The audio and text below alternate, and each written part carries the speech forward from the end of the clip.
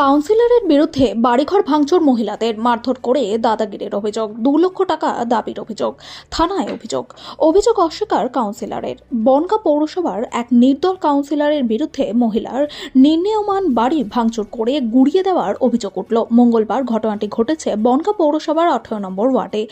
প্রহিত মহিলা শিপ্রা সর্দার এদিন বিকেলে বনগাঁ থানায় কাউন্সিলর সহ 4 জনের বিরুদ্ধে বাড়িঘর ভাঙচুর ও মারধরের অভিযোগ দায়ের করেছে। পুলিশ ঘটনার তদন্ত শুরু করেছে।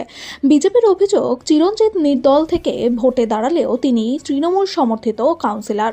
তৃণমূলের বড় নেতাদের মদতেই এসব করে চলেছেন। কাউন্সিলর প্রকাশ্যে কিছু না বললেও অভিযোগ অস্বীকার করে জানিয়েছেন যে জায়গায় মহিলা ঘর করেছিলেন সেটা তার নিজের জায়গা নয়। সেই জায়গায় এলাকার ছেলেমেয়েরা খেলাধুলা করে। তার পাশেই ওই মহিলার জমি আছে। ওই মহিলা ওই জমি দখল করার চেষ্টা করছিল। এলাকার মহিলারা গিয়ে ঘর তৈরির কাজে বাধা দিয়েছে। আমি ঘটনাস্থলে উপস্থিত ছিলাম না। পুলিশ জানিয়েছে, শিপ্রা সর্দারের বাড়ি সুভাষপল্লী এলাকায়। বনগাঁ শহরের পূর্বপাড়া হাজারি লাল স্কুলের কাছে তার জমি আছে। শিপ্রা দেবী বলেন, আমাদের নিজেদের জমিতে পাঁচিল দেওয়া হয়েছিল। আগেও কাউন্সিলর চিরঞ্জিত বিশ্বাস লোকজন নিয়ে এসে প্রাচীর ভেঙে দিয়েছিল। এদিন সকালে আমরা টিনের ঘর তৈরি করেছিলাম। তিনি সাঙ্গপাঙ্গদের নিয়ে এসে সেই ঘরও ভেঙে দিয়েছে। আমি ও আমার মা বাধা দিতে গেলে আমাদের মারধর করা হয়। কাউন্সিলর আমাদের কাছে 2 লক্ষ টাকাও দাবি করেছিলেন। স্বামী সন্তান নিয়ে তারা আতঙ্কে দিন কাটাচ্ছেন বলে জানিয়েছেন। স্বামী সন্তান নিয়ে তারা আতঙ্কে দিন কাটাচ্ছেন বলে জানিয়েছেন। অভিযোগ অস্বীকার করে বনগাঁ পৌরসভার নির্দল কাউন্সিলর চিরঞ্জিত বিশ্বাস বলেন, আর আমাদের ওখানে বাড়ি করছি তো অনেকদিন কিনেছি জমিটা, ওই পূর্বপাড়া, ওটা 18 নম্বর ওয়ার্ড। ওখানে আগের বারও বাড়ি করতে গেছে, করতে দেয়নি। এবার আমরা একটা ইসের ঘর করেছি বাঁশ দিয়ে, বুঝলেন, টিনের ঘর। সে এসে ভেঙে দিয়েছে প্রথম, ফিরে চিরঞ্জিত ছেলে পেলে, তারপর ফিরে আবার করেছি ঘরটা। করলে একবার ঘর ভেঙে নিয়ে চলে গেছে, পাঁচিল পুরো একেবারে ভেঙে দিয়েছে। আজকে সব করেছে। ওদের দাবি ও জানে, আমি ওকে বলেছে 2 লাখ টাকা চেয়েছিল, দিতে পারিনি। ঠিক করে দেবে, কোনো সমস্যা হবে না। ভালোভাবে থাকতে পারবে। জায়গাটা বল, তপন সরকারের কাছ থেকে কিনেছি জায়গাটা।